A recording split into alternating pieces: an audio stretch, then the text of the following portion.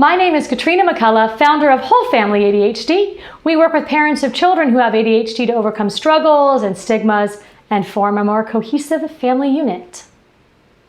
This is the second video in our trigger series and first in our tips and tricks series.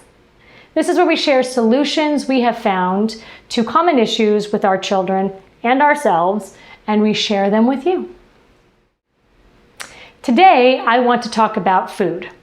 Specifically hunger in children who have ADHD. I am not talking about the kind of hunger that you might associate with neglect. I am talking about your everyday, run-of-the-mill, burned off more calories than I've consumed, low blood sugar kind of hunger.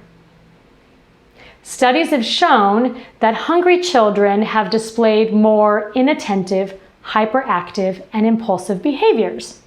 If those sound familiar, it's because those are the behaviors associated with children who have ADHD, and it is especially true that hunger can significantly impact those children with ADHD and make their behaviors seem worse. Food is a speed bump trigger. See our introductory video on triggers to learn about how we categorize triggers, but essentially, a speed bump is something that can commonly occur, can be planned for, and/or can be avoided altogether. A speed bump doesn't have to throw us off, doesn't have to cause any damage unless we ignore it and drive over it at 100 miles per hour. But there are some simple strategies that you can utilize to help your kiddo overcome the hunger trigger, low blood sugar, and exacerbated negative behaviors. These are 3 simple guidelines that we use in our home that we really came to by trial and error. Number 1, food before conversations. Number 2, food before expectations. And number 3, food before events. Before we jump in, I do get asked what kind of food we recommend for children with ADHD. I can give you 2 tips that we do use. One general rule that seems to work for us is to pair a complex carbohydrate and a protein as a snack. It helps to keep our children more in their emotional regulation comfort zone. An example of something we wouldn't use would be fish crackers. I don't consider that a complete snack. That's more of what I consider entertainment, something that keeps kids busy, but wouldn't necessarily stave off real hunger unless it's paired with a more substantive snack or just part of another meal. We also try to avoid highly processed foods, foods with a ton of preservatives, foods that use artificial food colorings. That's not a hard, fast rule, and we're certainly judgment-free, but we have found that when we stick to at least those guidelines, it does make a real difference. And my advice stops here. I am not a doctor or a certified nutritionist. We support whatever you and your team of professionals determines is healthy for your kiddos. We recommend just having it on hand and ready to distribute on demand. So that in mind, number 1, food before conversations. Think of this as food before discipline, but we're trying to steer away from the negative concept of discipline here at Whole Family ADHD. So we are calling this food before conversations. Has your child ever acted out, thrown a temper tantrum, become overly emotional, arguing or yelling, refusing to listen, struggling with transitions? I doubt you'd be here if you had not said yes. But before you have a conversation, you need to make sure your kiddos are fed. Full tummies can process information. Full tummies can say they're sorry. Full tummies can even learn from their behavior, their past mistakes. Hungry tummies will have a tendency to swing in the emotional pendulum to extremes. It is very hard to communicate effectively with a child when he or she doesn't have food in their tummies. Hunger exacerbates fight or flight tendencies. Without proper fuel, your brain is in survival mode.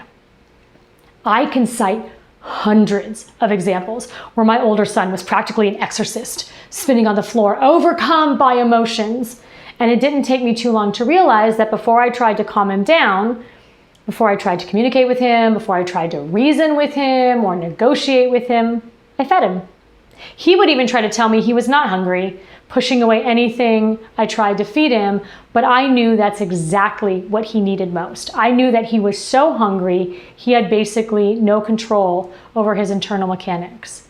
And once I was able to get food into him, I gave it a few minutes and he was able to calm down. And then we were able to communicate.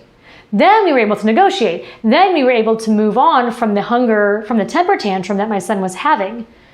Now, my son is a relatively extreme case. We even have a doctor's note to ensure he eats every 2 hours.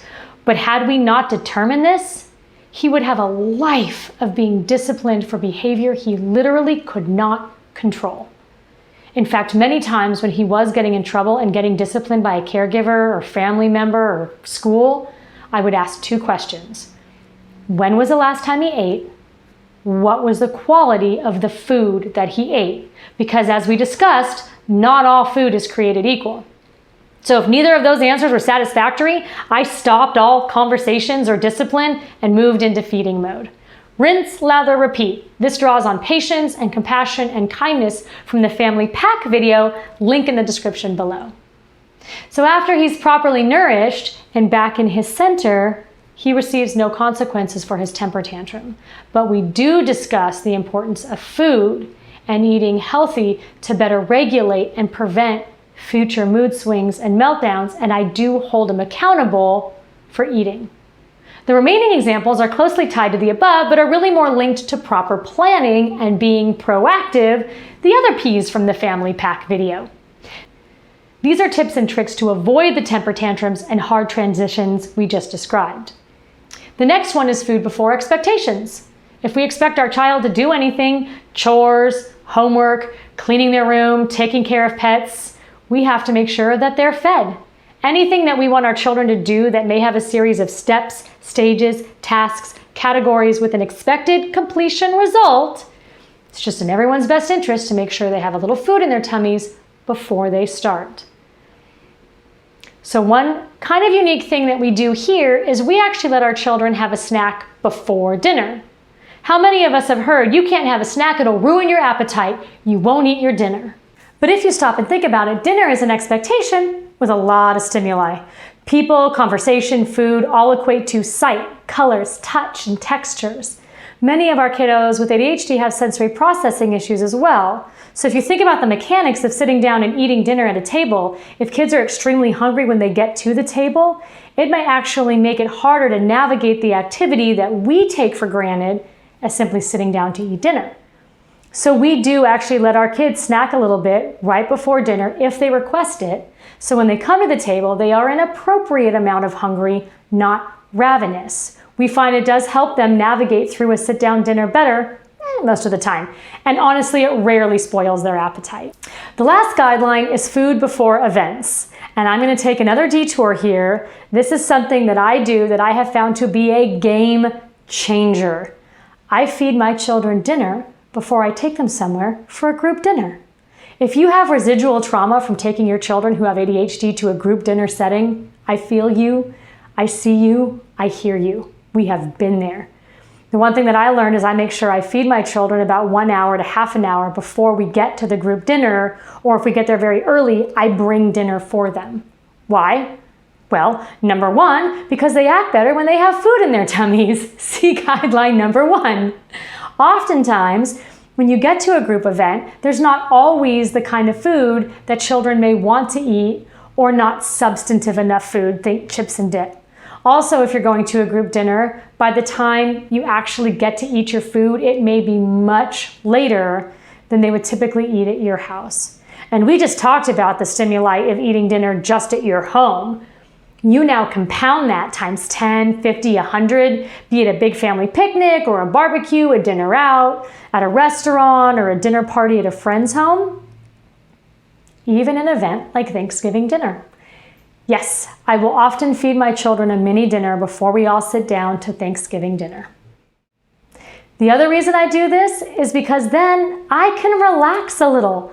I don't have to spend my entire dinner micromanaging theirs. If they have a hard time navigating through the dinner, I don't have to be stressed about it. I have a much easier time allowing them to go be children and allowing myself the enjoyment of adult company. I can eat my own food with some degree of relaxation because no matter what my children are eating, they already have healthy food in their tummies. And so whatever they choose to eat more of at the dinner, fantastic. To me, that's just icing on the cake. We do this for other types of events. I also feed my children before we go shopping.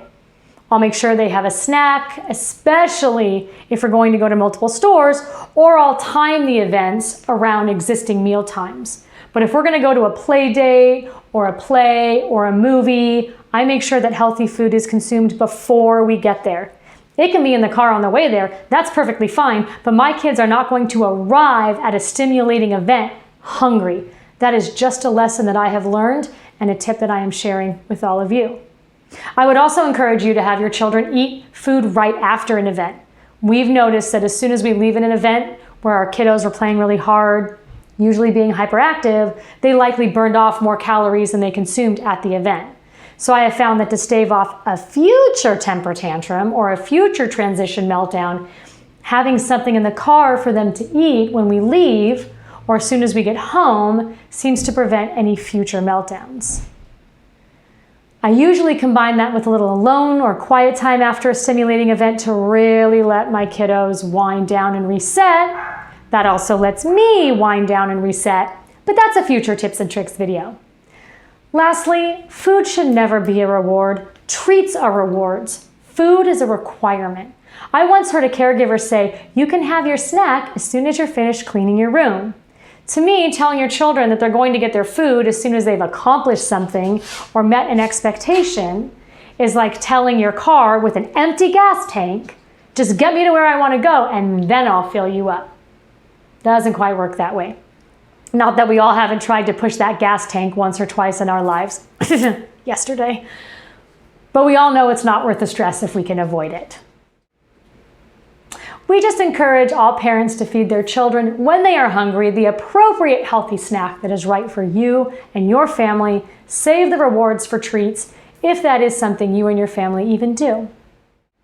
We hope these tips and tricks were helpful. Please comment below and share any experiences you have with food in your own children who have ADHD or children in general. Please subscribe to our channel. Check us out at wholefamilyadhd.com. You could book a one-on-one coaching session or register for one of our upcoming workshops. We look forward to seeing you and your pack here real soon.